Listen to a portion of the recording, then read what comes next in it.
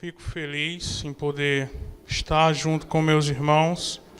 Hoje Deus me deu a graça de poder trazer a mensagem e eu queria aqui compartilhar. Eu ia trazer a lição da EBD, mas aí Deus me orienta a trazer o que Deus tem feito na vida. Então, eu prefiro falar do que o Espírito orienta. Eu queria antes orar para que Deus possa tomar a frente. Aqui é só um instrumento, certo? Aqui vou falar da palavra simples e pura. E eu espero que os irmãos estejam de coração aberto a receber, amém? Fechem os seus olhos. Senhor nosso Deus, aqui reunidos já estamos na Tua presença, para que poder, ó Deus, Te honrar e entregar o que há de melhor em nosso ser.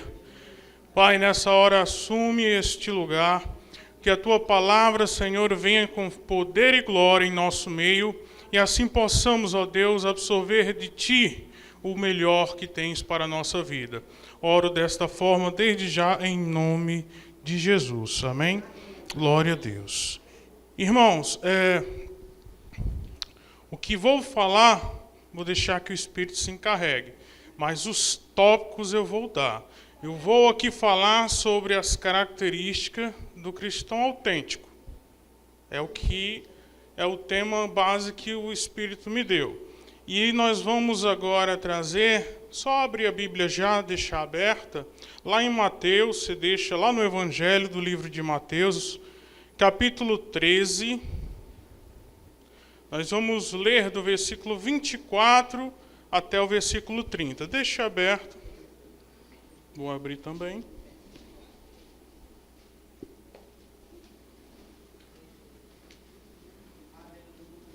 Glória a Deus. Aleluias.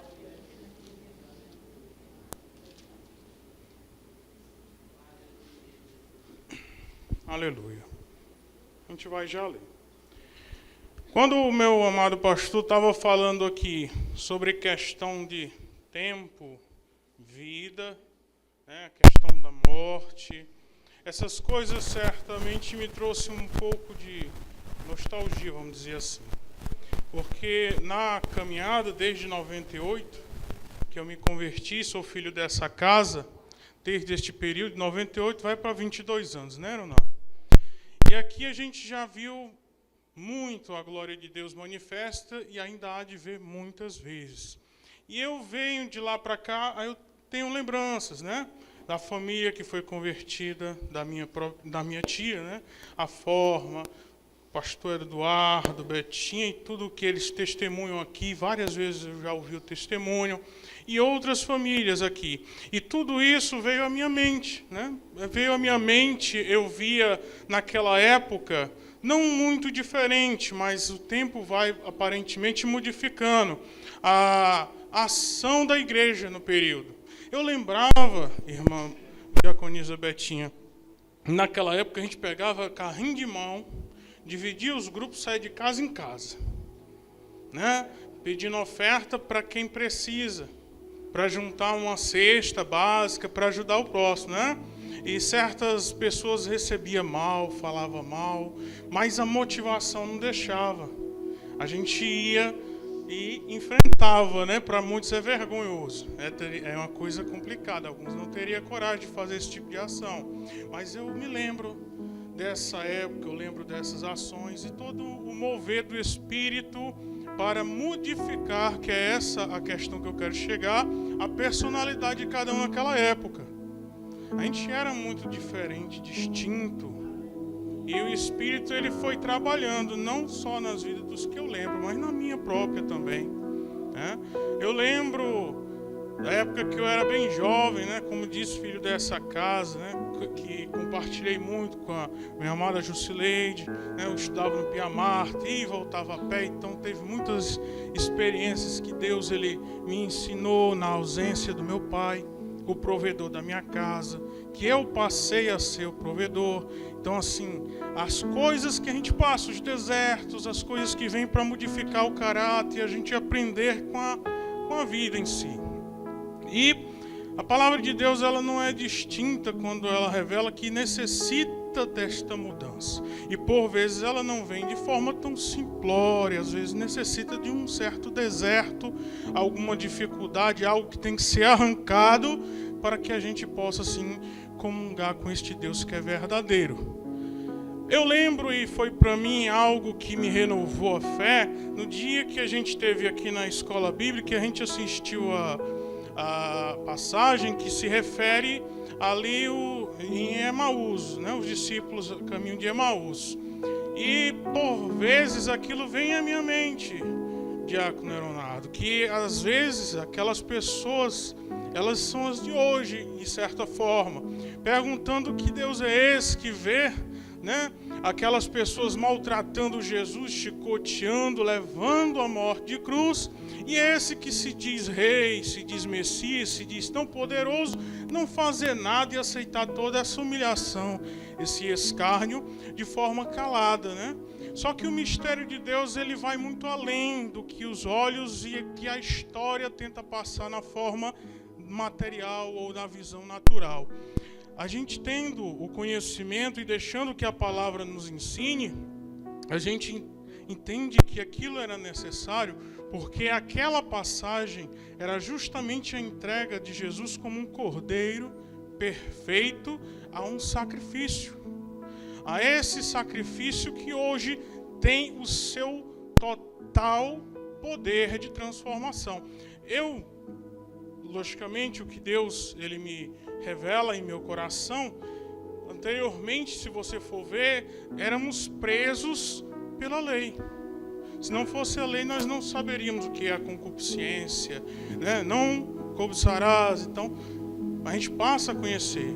E uma vez que cobiçar, pecou, está errado. Né? Já tem que se retratar, fazer sacrifícios, pedir perdão e tal. Então a lei, de certa forma, veio e muitos não conseguiram chegar à perfeição que ela exigia. Até porque o padrão de Deus é perfeito. Menos do que isso ele não aceita. O padrão para o nosso Deus é a perfeição. Então entenda bem o que eu quero revelar aqui nessas palavras do Senhor. Éramos escravos da lei. Nós éramos como que casados com ela. Teríamos que segui-la para poder estar agradando a este Deus que nos criou. Só que esse Deus, ele é um Deus misericordioso, amoroso. Aí eu lembro lá, né, Deus amou o mundo de tal maneira, ele providenciou por mais uma vez um plano em perfeição. Algo que substituísse aquele sacrifício que eram constantes, pecados rotineiros, repetitivos. E estava-se até perdendo-se o valor dos sacrifícios, porque não eram de coração. Mas aí Deus, vendo essas questões no mundo, em Israel, trago para os dias de hoje, Deus ele providenciou um plano perfeito para toda a humanidade, que nos alcança logicamente. Que era de providenciar um cordeiro perfeito, sem mácula, padrão de Deus, perfeição. Mandou o seu único filho a essa terra, para conviver em nosso meio, para trazer as boas novas da parte de Deus. Essas boas novas, quando recebidas de um coração aberto, elas são reveladoras, e ela transforma até um coração de pedra em um coração de carne. E essa é a realidade que muitos hoje não conseguem enxergar, porque ainda não conseguiram ter esse encontro real, tentar entender a verdadeira vontade de Deus para nossas vidas e qual foi a ação dele para que isso alcance a nossa vida. Então, nesse ponto, o que eu digo? Jesus é o Cordeiro perfeito. Ele veio, ele se submeteu a toda humilhação, a todo tipo de sofrimento, né, tortura que ele passou, e foi até aquela cruz e morreu por nossos pecados. Ali então, o que acontece? Com a morte, aí eu lembro de outra lei. A mulher na época antiga, quando o marido morria, era somente nessa hipótese, ela poderia casar novamente, correto? Fazer novas núpcias, um novo casamento. Assim eu vou trazer para os dias atuais. Éramos presos à lei, mas Jesus, ele morreu pagou o preço. Então esse casamento foi desfeito e agora nós vamos ter uma nova núpcia. Essa núpcia vai ser com o Cordeiro. E hoje nós vivemos um período da graça. Nós nos preparamos, ou a igreja se prepara para esse dia desse casamento tão precioso. Então a lei não faz mais influência na nossa vida, ok? Então é em cima desse ponto, característica do cristão autêntico, que eu vou falar. E essa introdução é para que você tenha noção. Um pouco d'água. Glória a Deus. Irmãos, como o meu amado pastor estava falando, sobre vida. Vamos falar na linguagem de hoje, né? Tem lá a lamparina, né? A gente bota lá o nosso óleo diesel, querosene, eu acho, era querosene. Ou o azeite lá do Antigo Testamento. Você sabe muito bem que uma vez acesa, com o devido consumir, ela vai se apagar em certo momento. Assim é a vida, né? A gente nasce, cresce e morre. É uma coisa que não é segredo para ninguém. Agora, o mistério da vida é o que Deus ele tenta revelar no seu evangelho constantemente. É o que você vai fazer com ela. Porque ela é um presente de Deus para ti. O que é que você vai fazer com a tua vida nesta terra? Então, entenda. O Pai, ele tem todo um plano para a vida de cada um que está aqui. Só que cada um tem que se permitir ouvir da parte de Deus e deixar que ele trabalhe. E assim, cada um vai poder viver o melhor da parte de Deus. Ou enfrentar as suas próprias escolhas. Então, nesses pontos, eu quero levar você a entender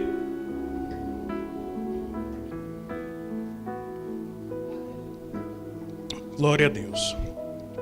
Quero levar você a entender que você tem domínio das suas escolhas, irmãos. Cada um é responsável por suas escolhas. Cada um vai responder perante Deus por suas escolhas. Não é por falta de conselho, como diz o ditado. A Bíblia aconselha todos os dias. Acredito eu, com esses meus 22 anos, eu ainda estou aprendendo, diácono Leonardo. Por vezes me pego no erro, mas a diferença é essa, eu reconheço e sei que estou errado. E aí é onde eu fico alegre, feliz, regozijo, glorifico e entrego minha vida de novo a Jesus, porque Ele é o meu advogado perante Deus. E é aí onde eu não carrego a culpa, meu irmão, porque Ele já a carregou por mim. E é nesse momento que o Cordeiro ele faz o seu papel no sacrifício. Então, nesse momento nós vamos voltar para cá e ler Mateus, capítulo 13, do 24 ao 30. Se o irmão colocar no telão vai ser melhor para mim, vai ser mais rápido. E aí em seguida eu vou desenvolver. Como o meu horário vai dar, Deus vai abençoar. Aí a gente vai ver todo o conteúdo. Diz aí na palavra do Senhor, irmãos, ó. Mateus 13, do 24 ao 30. Fala assim: propôs-lhes outra parábola, dizendo: o reino dos céus é semelhante ao homem que semeia a boa semente no seu campo. Mas, dormindo os homens, veio o seu inimigo e semeou joio no meio do trigo e retirou-se. E quando a erva cresceu e frutificou, apareceu também o joio. E os servos do pai da família, indo ter com ele, disseram-lhe: Senhor, não semeaste tu no teu campo boa semente? Porque tem então joio? E ele lhes disse: o inimigo é quem fez isso. E os servos lhe disseram: queres, pois, que vamos arrancá-lo? Ele, porém, lhes disse: não, para que ao colher o joio não arranqueis também o trigo com ele. Deixai crescer ambos juntos até a ceifa, e por ocasião da ceifa direi aos ceifeiros: colhei primeiro o joio e atraiu em molhos para queimar, mas o trigo ajuntai-o no meu celeiro. Glória a Deus. Aleluia. Irmãos, de acordo com o que eu tenho proposto pelo Espírito, é que a igreja, isso eu falo no geral, se ela tentasse a palavra, no pouco que ela nos revela ou no muito que nós entendemos como verdade, aqui diz que se nós tivéssemos a iniciativa de fazer a análise, de examinarmos a si mesmos, nós seríamos bem-aventurados. Por quê? Porque uma vez que você se analisa, de acordo com os frutos, você identifica o que não está correto, amém? E você toma postura de correção. Só que a natureza pecaminosa faz uma coisa que é natural no meio humano, não para Deus, que é analisar o próximo. A pessoa não para analisar a si, olha mais para o vizinho, né? Aponta, até às vezes dá uma sentença, né? Esse aí mesmo não é crente, não. Esse aí está no canto errado, né? Você não quer isso? Não pode. Então, essa parte do evangelho às vezes é esquecida, certo? E quando eu vou falar de joio e trigo, eu estou falando justamente do cristão autêntico e da cópia, né? Do que não tem o selo. Resumidamente, quando você é um cozinheiro ou uma cozinheira, você tem as suas panelas, os seus temperos. E justamente naquele momento que você quer trazer um devido sabor, você sabe a qual panela usar e qual tempero fazer uso para chegar àquele sabor. Jesus, ele não é diferente nesse ponto, essa comparação. Jesus, ele justamente ele vai trazer essa mesma característica no ponto que é o primeiro que eu quero trazer. Que justamente os crentes autênticos sabem quem é Jesus. Se eu perguntar para você quem é Jesus, acredito que muitos ainda vão pensar o que vai responder, certo? Mas essa é uma coisa que já tem que estar em você, essa resposta. Você o conhece, sim ou não? Amém. Esse amém vai aumentar a intensidade mais ainda, porque aquele que revela a verdade é a palavra, é o Espírito Santo. Então, vamos ver. Lá em Salmos 46, você vai ver que o Senhor, ele é o socorro bem presente. Então, nas angústias, ele vai me socorrer. Quando eu não tiver com forças, irmãos, ele vai dar força na fraqueza. Quando eu tiver, meus irmãos, sofrendo solidão, que hoje o mal da humanidade é a tal da depressão, é o tal do estado de solidão arrodeado de gente, né? O pessoal cheio de gente, mas está deprimido, está solitário, não tem, né, companhia. Acho que é uma necessidade mais espiritual na alma em si do que fisicamente, porque fisicamente companhia se tem, mas na solidão ele é a nossa companhia constante.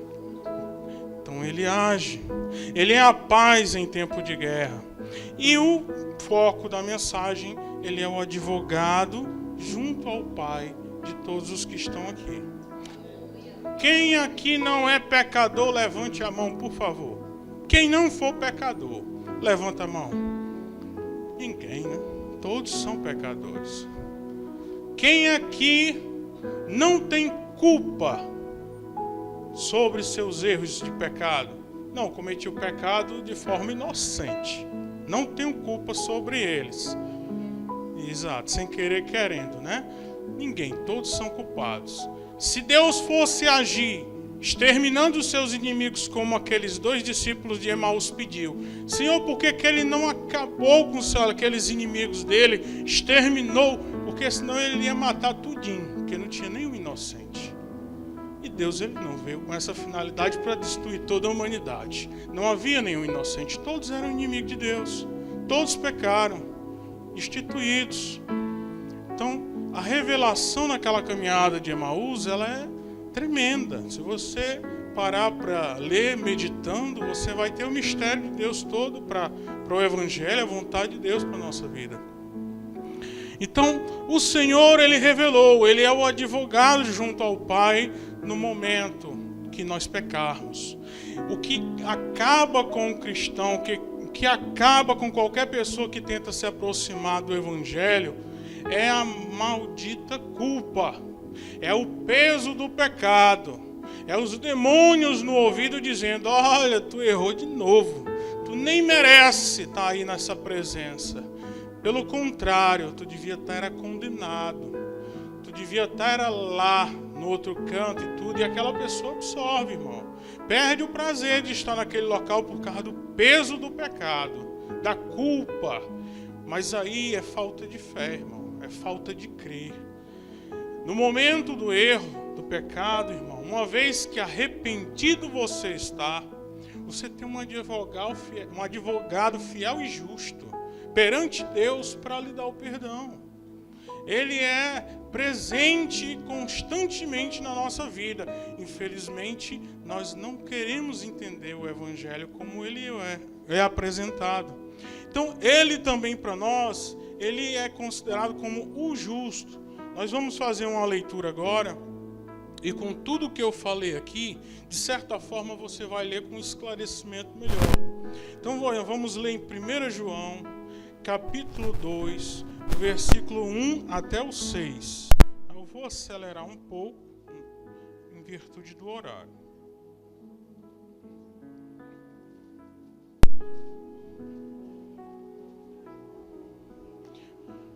Primeiro João 2, 1 ao 6. Glória a Deus. Escute. Diz assim: meus filhinhos, estas coisas eu vos escrevo para que não pequeis. E se alguém pecar, temos um advogado para com o Pai, Jesus Cristo, o justo. E Ele é a propiciação pelos nossos pecados. E não somente pelos nossos, mas também pelos de todo o mundo. E nisto sabemos que o conhecemos, se guardamos os seus mandamentos. Aquele que diz, eu conheço, e não guarda os seus mandamentos, é mentiroso, e nele não está a verdade. Mas qualquer que guardar a sua palavra, o amor de Deus está nele, verdadeiramente aperfeiçoado. Nisto conhecemos que estamos nele. Aquele que diz que está nele, também deve andar como ele andou. Guarde bem esse último versículo, ok? Então vamos lá. Primeiro tópico, saber quem é Jesus. Então, irmãos, sabemos agora quem é Jesus. Jesus, ele é o nosso advogado perante Deus. O sacrifício que ele fez tem valor sobre nossas vidas. O sangue que daquele homem escorreu pagou os nossos pecados. E o segundo tópico do crente, as características do cristão autêntico é justamente confiar no que Cristo fez. É confiar. Se você não confia que a morte de Jesus foi suficiente para pagar os nossos pecados, tá complicado. Porque eu tenho certeza que foi não só suficiente para pagar os meus pecados, mas do mundo inteiro. Amém? Então, uma vez, irmãos, que eu reconheço que eu sou pecador, uma vez que eu confesso que Cristo realmente é o caminho, a verdade e a vida, eu tenho essa certeza. Independente da minha lamparina se apagar, meu irmão, eu sei para onde é que eu vou. É uma passagem. Eu sei que eu não nasci, como o meu amado fala, para semente, né? Mas é uma passagem. Na devida hora, eu vou contemplar junto com o meu Senhor. Então isso conforta, isso traz paz em tempo de angústia e de guerra. Então, essas coisas, você tem que acreditar, meu irmão. Se você não confiar no que Jesus fez, a sua fé é vã. Em que você crê? Jesus ressuscitou, irmãos. Isso é fato. Jesus, ele vai retornar. E até lá ele quer encontrar uma igreja que esteja realmente crendo nas suas promessas. Aí é onde se aplica a nossa querida e amada fé.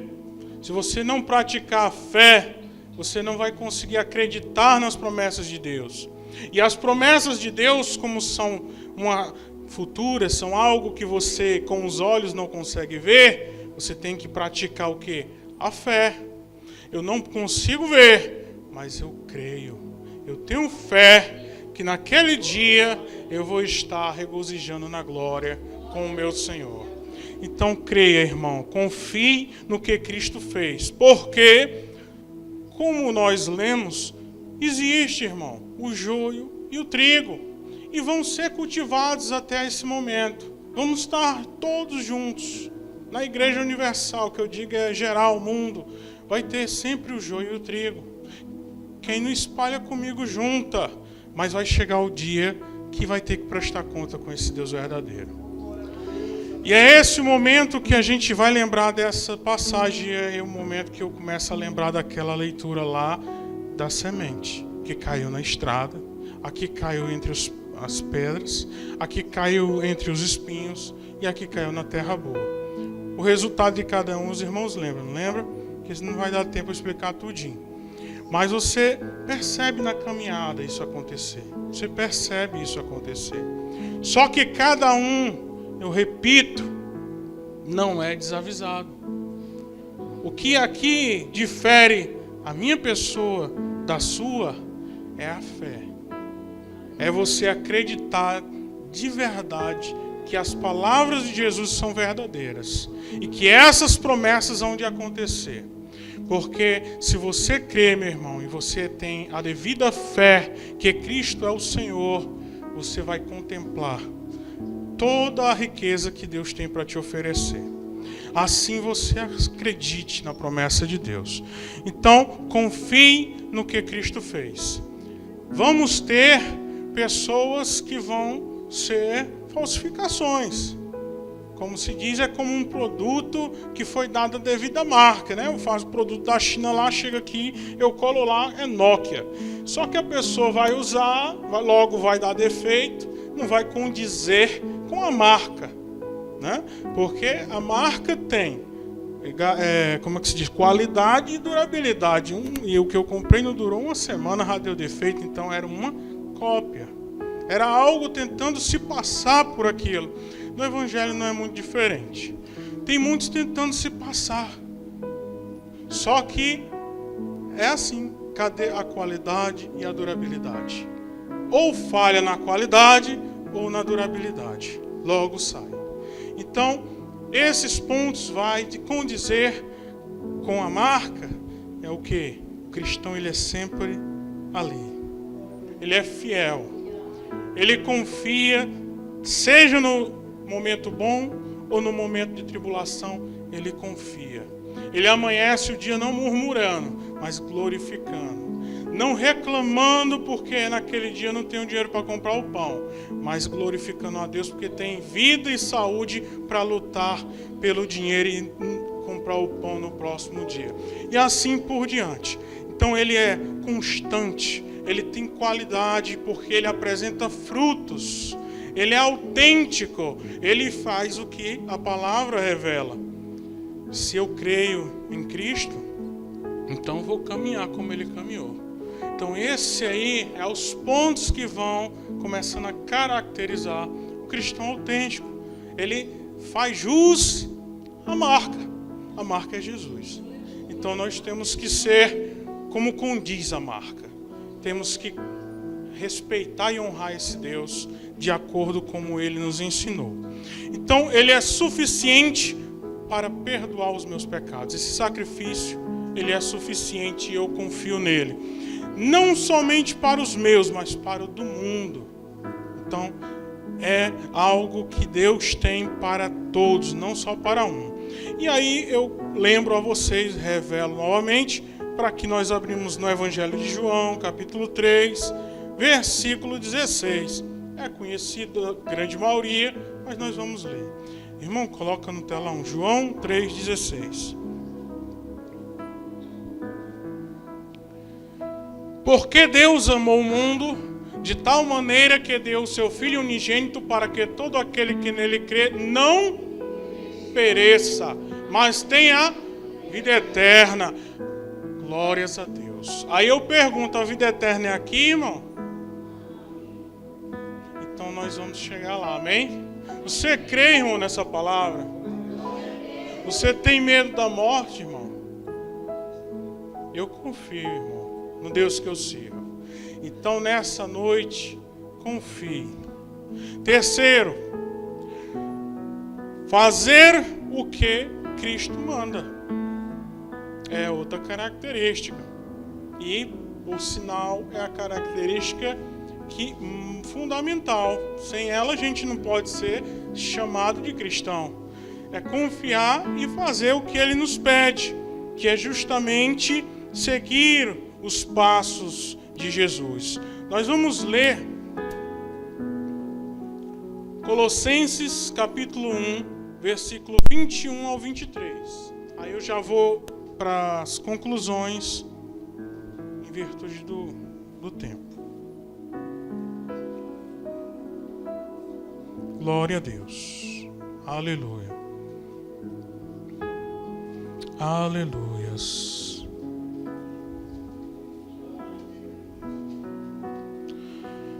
Uma coisa tenha certeza, irmãos. Deus é perfeição. E o cristão nessa terra, o autêntico, é como a fragrância de Deus para esse mundo. Vamos ler a referência. 21 ao 23. A vós também, que noutro tempo ereis estranhos, inimigos, no entendimento, pelas vossas obras más, agora contudo vos reconciliou no corpo da sua carne, pela morte, para perante ele vos apresentar santos, e irrepreensíveis e inculpáveis, se na verdade permanecerdes fundados e firmes na fé, e não vos moverdes de esperança do Evangelho que tendes ouvido, o qual foi pregado a toda criatura que há debaixo do céu, e do qual eu, Paulo, estou feito ministro. Glória a Deus. Então, meus amados, querendo trazer a conclusão, que se eu for adentrar em próximos tópicos eu vou estender muito. O que eu quero trazer para vocês hoje são características do crente autêntico no sentido da fé, de acreditar e de praticar. Que o tema foi característica do cristão autêntico. Primeiro, saber quem é Jesus, saber a quem você serve, saber realmente qual o desejo dele para a tua vida. Segundo, confiar no que Cristo fez. Se você não acredita no que Cristo fez por nossas vidas, perde o sentido. Porque eu te garanto que o que Ele fez é poderoso. E terceiro e último, fazer o que Cristo, Ele nos manda. Ele não pede, Ele manda. Não é opcional. Por vezes, por sermos de uma natureza pecaminosa, nós acreditamos que as ações justificam os meios. Não, foi por boa causa. Não, eu faço caridade. Não, eu pratico toda noite, eu leio a Bíblia, mas não faz o que Jesus manda. Então ele se auto-justifica. Isso não é suficiente. Jesus sim. E o sacrifício que ele fez é suficiente para a nossa vida. Então receba essa palavra. Eu vou fazer uma simples oração e em seguida eu encerro. Senhor meu Deus e Pai, é simplesmente no Teu Evangelho e na Tua Palavra, Senhor, a qual eu confio e entrego a minha vida. Pai, eu creio que o Teu Espírito está neste meio, ao qual se reúne para Te cultuar e aqui poder honrar e ouvir da Tua parte.